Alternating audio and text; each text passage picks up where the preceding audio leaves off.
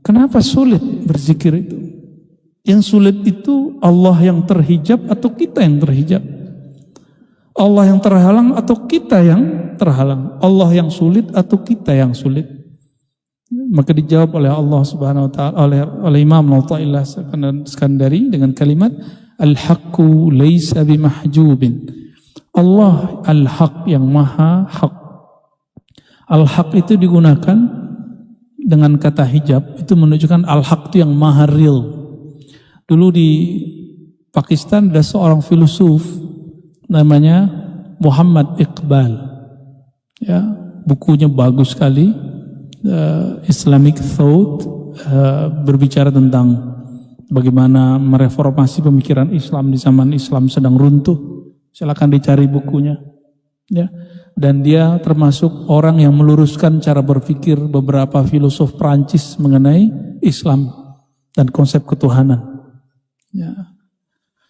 Muhammad Iqbal itu menyebut Allah al-haq, lalu beliau mengerti, oh inilah alasan kenapa dulu Al-Hallaj mengatakan anal haq.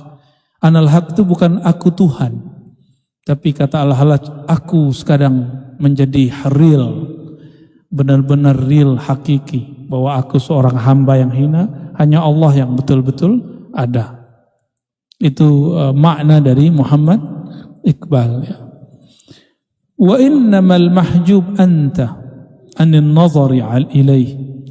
Yang terhijab itu bukanlah Allah, karena Allah tidak mungkin terhijab. Apa arti hijab? Penghalang. Apakah mungkin Allah dihalangi oleh sesuatu? Wujud Allah itu bukan benda, bukan juga benda itu jisim. Jisim itu lawannya. Ada jauhar, ada arad, bukan arad. Arad itu karakter, kondisi, sifat yang melekat pada benda. Kalau ada kursi, mesti ada tempatnya kursi. Maka tempat itu namanya arad, kursi itu jisimnya. Paham ya? Ada wajah, ada indah, cantik, tampan. Wajah, bentuknya itu, nah bentuk wujud itu ada 3 jenisnya. Ada wujud yang hakiki, bentuknya ada bendanya. Ada wujud fil azhan, dalam fikiran. Maka coba merem, kelihatan gak Monas? Kelihatan, maka itu namanya wujud fil azhan. Seandainya masjid di Majapos ini hancur, masih kebayang gak di kepala? Masih. Ada kawan kita yang sudah meninggal, ingat 1 orang aja. Tuh, masih ada kan di kepala? Masih ada. Namanya wujud fil azhan. Yang membagi ini Imam Ghazali. Ya, ada wujud fil a'yan, realitas. Yang ketiga, wujud fil lisan. Wujud dalam bentuk ungkapan nama. Maka setiap wujud ada namanya. Setiap yang ada mesti ada namanya. Allah itu wujudnya bukan wujud benda, maka dia tidak mempunyai karakter tempat, tidak perlu ada arah. Jadi yang meyakini Allah ini berarah atas, bawah, kiri, kanan, dia terjebak menjisimkan Allah, membendakan Allah, dan itu pantangan aulia-aulia Allah Subhanahu wa ta'ala. Lalu bagaimana dengan hadis perempuan yang mengatakan fis sama, Tuhan di langit? Itu mesti ditakwil, ya. Atau dikembalikan ke makna hakiki dari kata sama. Sama itu sumu, suatu yang tinggi. Allah itu maha tinggi. Orang Arab kalau ngomong fis sama berarti suatu yang maha tinggi. Kenapa hadis ini bermasalah? Kenapa mesti wajib ditakwil? Karena si perempuan diriwayatkan dia nggak bisa ngomong. Kok di hadis itu dia ngomong fil sama? Berarti hadis ini muttarib, ya, bermasalah hadisnya. Meskipun ada di Sahih Muslim, tapi fiqhul hadisnya, cara memahami hadisnya ada seninya. Ya. Nanti kalau ngaji itu sama Buya Zul Asfi, Pak, ya, diundang beliau ngaji hadis. Ya. Tafadhal. Wa innamal mahjub anta 'anil nazari ilaih. Yang terhijab, terhalang itu kamu, bukan Allah. Allah enggak pernah terhijab. Kalau Allah luput sedikit saja, sebentar saja, sedetik saja, satu biji zarah saja di alam, itu hancur langsung alamnya. Maka Allah ini dengan kita selalu ada ta'alluq, ada alaqah, hubungan yang hanya Dia yang tahu. Ya. Gak boleh putus. Putus, hilang, binasa. Idh law hajabahu syai'un lasatarahu ma hajabah. Seandainya Allah itu terhijab oleh sesuatu, berarti Allah terhalang oleh sesuatu. Berarti penghalangnya lebih kuasa dong daripada Allah. Gitu maksudnya. Walau kana lahu sa'irun lakana liwujudihi hasirun. Wa kullu hasirin li syai' fahuwa lahu qahirun. Ya. Seandainya Allah itu bisa dibatas-batasi, dihalang-halangi, berarti Allah itu masih dikuasai, bukan menguasai. Jadi yang terhijab kita atau Allah? Kita yang terhijab. Apa yang menghijab? Persepsi. Diajak ngaji akidah, salah. Ya, hari gini masih ngaji akidah. Ngajak ngaji sunnah bid'ah, salah juga. Tuh, ngikutin kata-kata orang awam tuh. Enggak juga awam, kiai yang ngomong. Saya masih ingat 2000 saya mulai ngaji yang serius sekali. 2016 sudah mulai ngaji hadis yang serius secara terbuka. Tadinya hanya ke teman-teman, ya, hanya di pesantren, hanya ke teman-teman yang di majelis. Kita bawalah kajian hadis. Hari gini ente ngaji-ngaji hadis. Itu ulama aja tuh yang ngaji begitu. Yang ngomong siapa? Ulama juga. Ya. Udah saya ganti ngaji fikih, usul fikih. Sunnah bid'ah kita buka karena banyak ulama kita minta tolong. Teman-teman kita yang ahlus sunnah beramal tapi nggak punya dalil. Kita jelaskan sunnah bid'ah. Apa kata kawan? Ustadz juga nih orang. Ya. Diapain bagusnya ustadz ini ya? Ngapain hari gini masih bahas sunnah bid'ah? Tuh salah lagi.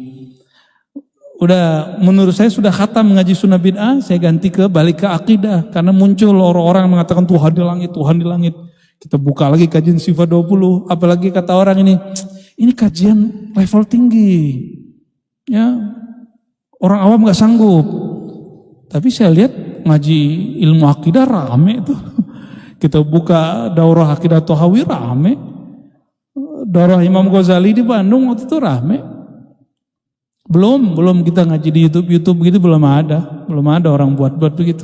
Masih ramai alhamdulillah. Nggak ada tuh saya tanya, berat nggak otaknya? Otaknya jadi pecah nggak? Enggak, malah kecanduan. Kenapa? Ternyata selama ini antum itu terlalu dimanjakan dengan pahala-pahala dan ketawa ketiwi. Paling tinggi muhasabah, nangis. Ya kita nangis juga, muhasabah juga gitu nggak kita tinggalin. Tapi ada sesuatu yang mesti kita olah di sini. Ini otak terlalu sayang untuk dibiarin dia nganggur ya. Jangan dianggurin nih otak. Adakah orang lahir jadi orang alim? Ada nggak? Nggak ada. Orang lahir la ya'rif syai'an, nggak tahu apa-apa. Maka kita memilih apa ketika hidup? Itu yang disebut ikhtiar. Jadi kesempatan saya dan antum semua sama untuk mengetahui suatu bab. Jadi jangan sulit enggak. Tergantung ilmu itu aurat, jika tidak dibungkus baru jadi masalah. Kan selalu kita bungkus. Bungkus dengan dalil akli, dalil nakli. Selalu. Dalil akli dengan qiyas, analog. Dalil nakli kita sebutkan Qur'annya, sunnahnya, kalam ulamanya. Dulu kalau ngaji hikam tuh, santri-santri ngomong ini, lu ngaji hikam, mau jadi wali. Itu saya ngomong ustad loh. Dan tidak sedikit ada kiai yang ngomong ngaji hikam ente gila nanti. Oh ternyata ini ustad, nggak tahu ustad bidang apa dia. Dia nggak tahu kalau ada orang ngaji hikam tambah waras. Yang gila itu bukan hikam, ilmu hikmah, ilmu kanuragan. Banyak yang asik di alam itu. Mereka sebenarnya nggak gila, mereka cuma asik di alam itu. Udah campur-campur sama alam ini. Akhirnya udah begini. Ya, nggak bisa membedain antara alam zahir dengan alam batin. Maka lebih enak jadi orang biasa. Ya. Ngelihat yang zahir-zahir, lalu asik dengan yang ada dalam diri. Kenapa asik dengan diri itu lebih baik? Karena orang yang memahami dirinya akan memahami Tuhannya. Orang yang paham dirinya akan paham tentang Allah Subhanahu wa ta'ala. Ya nggak usah jauh-jauh. Hikmah yang ketiga, bagaimana caranya supaya wusul? Nah ini gampang. Mau wusul nggak? Ada kesadaran bertuhan, itu namanya wusul. Sampai kepada kesadaran bertuhan, itulah wusul ilallah. Sampai kepada Allah Subhanahu wa ta'ala.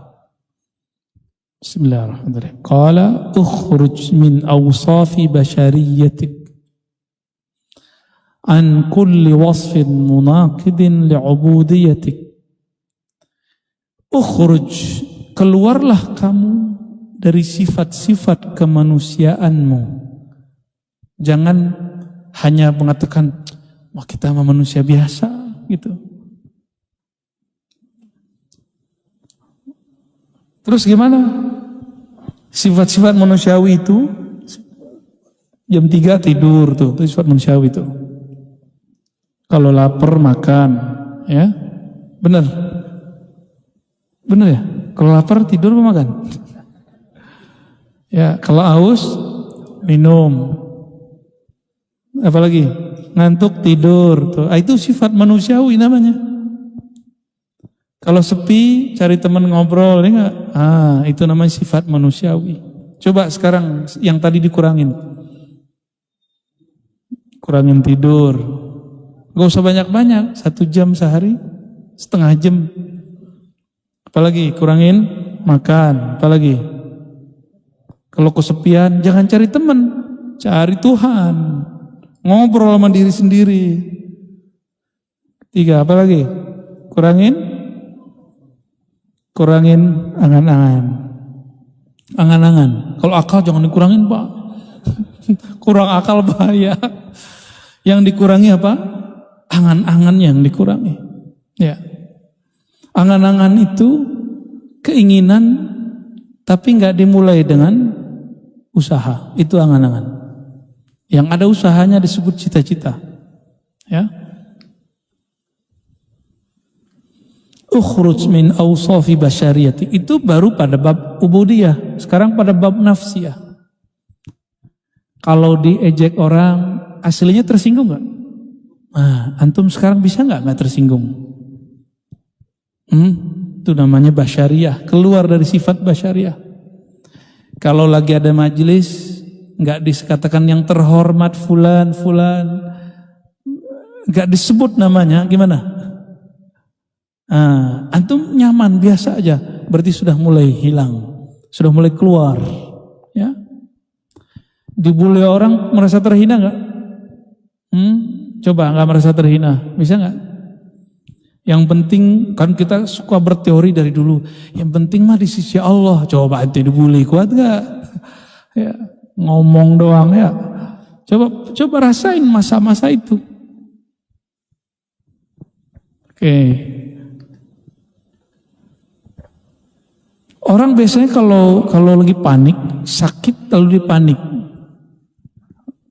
Ada orang bisikin, kamu datang ke sana, datang ke sana. Mau dokter, mau dukun, datang. Nah, kepanikan itu bagian dari basyariyah. Itu mesti dikurangi. Panik. Kalau disenggol orang gimana? Dibel. Kita lagi asik-asik dibel orang. Terus ngomongnya apa? Belagu loh, yang belagu kan kita. Ya. Tersinggungan itu, emosi ini bagian dari basyariyah. Ya, basyariyah.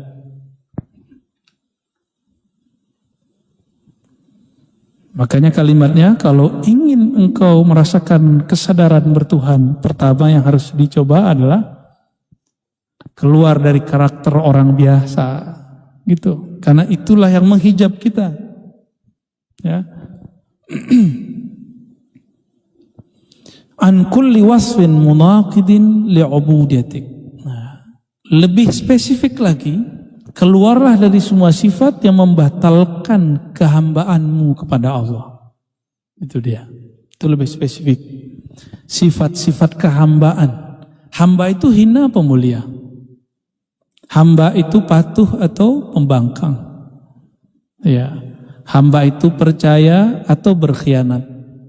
Amanah atau berkhianat? Pasti dia amanah. Itu hamba, ya. Nah, berarti keluar, ini yang disebut takhalli. Sering kita dengar istilah takhalli. Kayak dulu dari zaman Zaidun Amzar sudah ngomongin takhalli gitu ya. Ya, coba prakteknya. Ya. Masa ada majelis 20 tahun ngaji kitab Ihya Ulumuddin tapi nggak mengajarkan talqin zikir sama sekali, itu aneh bagi saya. Bagi saya itu aneh. Kalau nggak bisa mentalkin, kirim dia untuk ditalkin oleh mursyid siapa.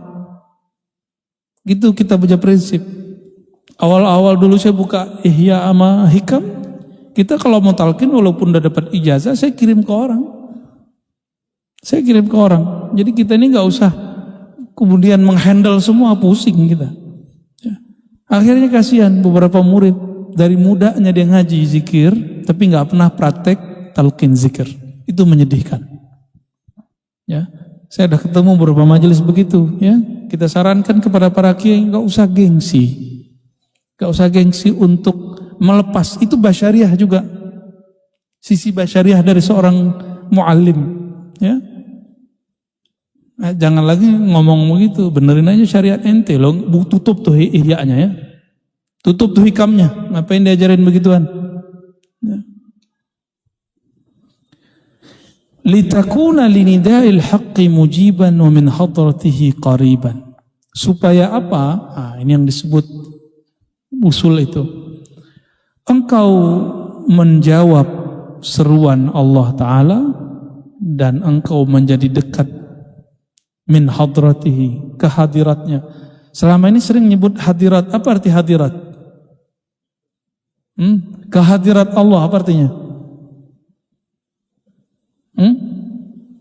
Li hadratihi qariba. Apa arti hadirat? Kehadapan, hadir di hadapan Allah Subhanahu wa Ta'ala. Teman saya punya daftar wirid. Dia kalau ngirim Fatihah ila hadratillah, diprotes oleh kawan sesama aswaja. Saya tanya balik, di Hikam ada begini, wa min hadratihi qariba, dan kepada hadiratnya dekat. Boleh tuh menggunakan istilah hadirat. Cuma kalau nggak kurang pas ganti aja. Saya menggunakan istilah li ridhaillahi ta'ala. Ya. Tapi gunakan li hadratillah boleh. Supaya menghadirkan rasa di hadapan Allah. Al-Fatihah, kan boleh-boleh aja tuh. Bukan ngirim Fatihah kepada Allah. Allah mah gak butuh Fatihah kita. Ya, Rasulullah butuh Fatihah antum gak? Enggak. Maka kalau disebut ila hadrati ruhi Rasulullah SAW, Nabi gak butuh. Kita butuh.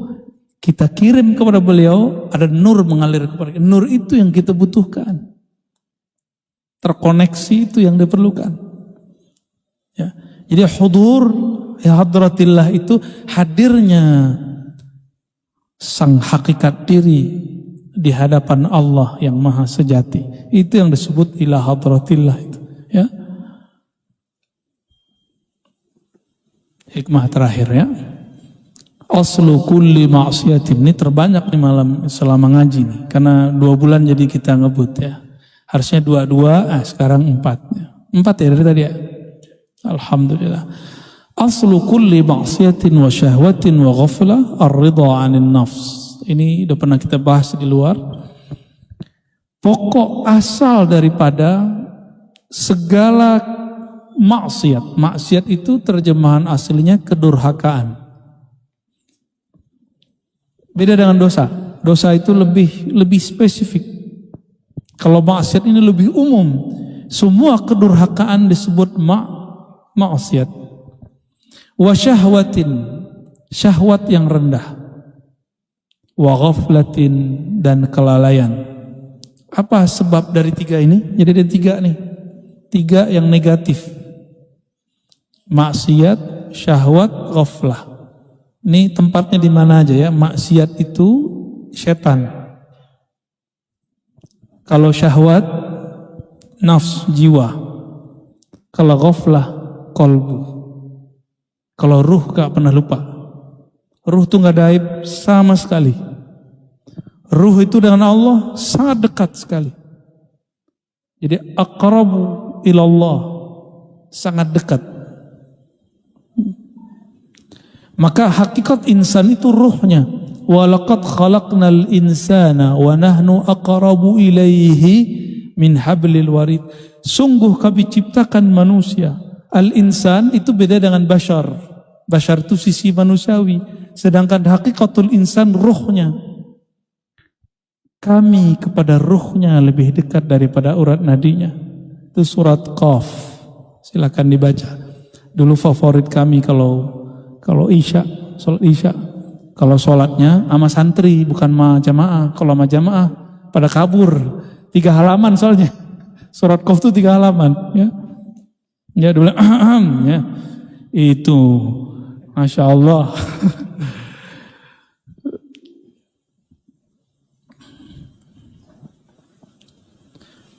Jadi kalau kolbu masih ada maksiatnya. Apa maksiat kolbu? Ghaflah. Maksiat jiwa, syahwah. Maksiatnya iblis, maksiat. Apa dosanya iblis? Maksiat. Kalau ruh, ar-ruh tidak ada dosanya. Ar-ruh min amri Rabbi, karena dia amrullah. Kalau amrullah nggak ada, dia dijaga oleh Allah Subhanahu Wa Taala. Namun ruh kita ini terpenjara oleh 3 belenggu ini. Inilah 3 hijab yang membuat ruh kita tersiksa. Ini yang membuat dia nggak bisa ngelihat jalan pulang. Antum nggak bisa jalan pulang ke akhirat karena 3 ini. Kita nggak bisa jalan pulang karena dibutakan oleh 3 ini. Ya, maksiat, syahwat dan ghaflah. Apa semuanya? Ar-ridha anin nafs. Meridai nafsiyahmu, sisi manusiawimu. Jadi kalau kita sering merukhsah, memberikan keringanan untuk ya sudahlah gitu ya kepada diri, siap-siap maksiatnya akan beruntun, ya.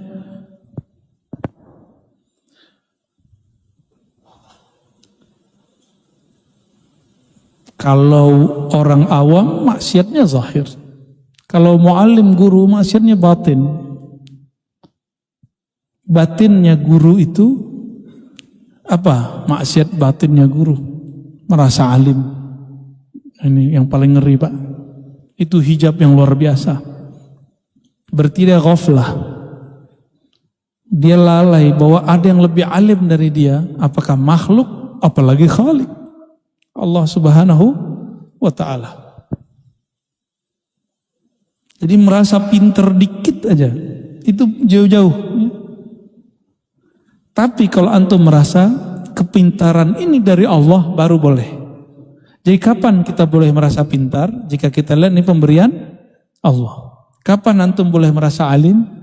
Jika punya guru yang alim, merasa asbab mereka kita diberi ilmu oleh Allah Subhanahu wa Ta'ala. Orang berguru jauh daripada ketakaburan. Ya pasti tawadhu.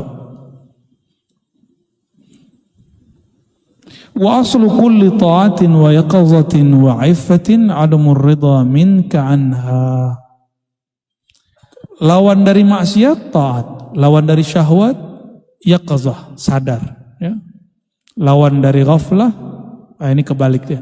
Lawan dari syahwat iffah, tidak menjaga kehormatan. Lawan dari ghaflah yaqazah, itu sadar. Taat pada diri kita, ya.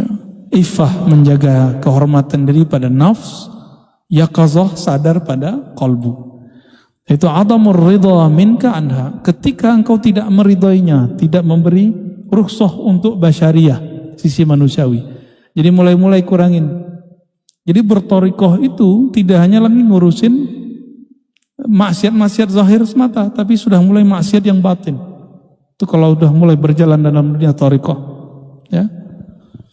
Kalau sudah mulai bertasawuf, ya, kita nggak akan bahas baca ini, faedahnya ini, itu nggak perlu lagi.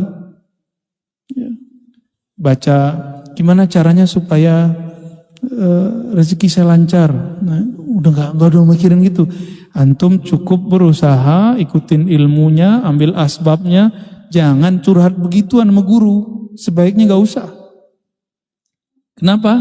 Curhat begitu, itu akan mengurangi nanti rasa hormat kepada gurunya. Kenapa?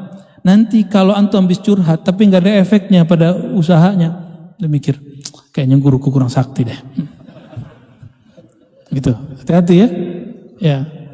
Cuma kalau minta doa boleh, minta doa aja, doain suksesnya itu cukup. Jangan spesifik. Ya. Tenang aja. Kalau antum punya kerja, punya usaha, ambil tugas usahanya, serahkan hasilnya kepada Allah. Ya. Tentunya ngambilnya dengan bijak. Jadi orang-orang yang hebat di dunia itu orang bijak, bukan orang yang serabutan. Ya, kan ada orang yang penting kerja, yang penting lama di kantor, gaji nggak jelas. Kan ada juga yang begitu. Nggak begitu. Wali antas haba jahilan la yarda an nafsihi. Khairul laka min antas haba aliman yarda an nafsihi. Fa ayu ilmin li alimin yarda an nafsihi wa ayu jahlin li jahilin la yarda an nafsihi. Engkau berguru berkawan dengan orang yang jahil, kata orang dia nggak sekolah, nggak nyantri, bukan kiai, bukan habib, ya. Tapi la yarda an nafsihi, dia tidak ridho dengan nafsunya, dengan dirinya. Khairul laka, maksudnya dia tidak mengikuti hawa nafsunya. Khairul laka min antashaba aliman. Itu lebih baik daripada engkau berguru bermajlis dengan orang alim tapi mengikuti hawa nafsunya. Senangnya nafsu ngapain? Kalau ada orang alim sono dia omongin aib orang alim itu senangnya nafsu. Nah majelis-majelis begitu, kata beliau, kamu berguru kepada orang jahil di sudut kampung sana lebih baik daripada engkau berguru kepada dia. Walaupun dia bergelar, berlakop, berderjat di depan mata umat misalnya. Tapi kalau omongannya begitu, la yanfa. Engkau punya guru orang yang dianggap tidak alim, tidak intelektual, tidak bergelar, tidak doktor, tidak LC, tidak MA, tidak kiai, itu lebih baik. Syaratnya satu, dia tidak mengikuti. Nah, punya guru biasa-biasa aja nggak apa-apa. Ya. Kenapa? Fa'ayu ilmin li alimin yarda nafsi. Masih disebut alim nggak orang yang suka mengikuti hawa nafsunya? Kiai cari popularitas, itu ngikutin hawa nafsu. Kiai emosional mulu, itu hawa nafsu. Murid kalau marah-marah, guru kalau marah-marah, muridnya gimana? Sama. Nanti coba lihat aja. Guru nih suka marah-marah, muridnya marah-marah kerjaannya. Gurunya suka zikir, muridnya suka zikir. Gurunya suka ngaji, muridnya nanti suka ngaji. Begitulah terus. Karena guru itu orang tua, dicontoh oleh muridnya. Jadi berhati-hati cari guru, ya. Wa ayu jahlin li jahilin. Masih disebut jahil enggak orang yang tadi menurut antum tidak sekolah, tapi dia tidak mengikuti hawa nafsunya. Ya, saya ketemu dengan seseorang dibully orang enggak balas dibully. Dibully orang enggak balas dibully. Tapi ada yang katanya hafiz Quran, sekolahnya ke luar negeri, senggol dikit di YouTube balasnya berjilid-jilid. Wa ayyu jahlin li jahilin la yarda nafsi. Disitulah mata batin akan kebuka. Mana sebenarnya yang alim, mana sebenarnya yang jahil. Ya, ini kita tes nih besok nih antum. Disenggol orang, dimaki orang, dibully orang, di-unlike orang, emosi gak? Ya, gak boleh emosi. Kalau ngaji hikam emosi, berarti ngaji hikamnya harus lebih banyak, bukan berhenti ngaji hikam. Kan ada yang kiai ngajar hikam marah-marah, ente masih marah-marah, masih begini. Dia ngelarang orang marah, tapi dia marah-marah. Masih marah-marah, ngaji hikam, berhenti ente ngaji hikam. Seharusnya kiai yang berhenti ngaji hikam ya.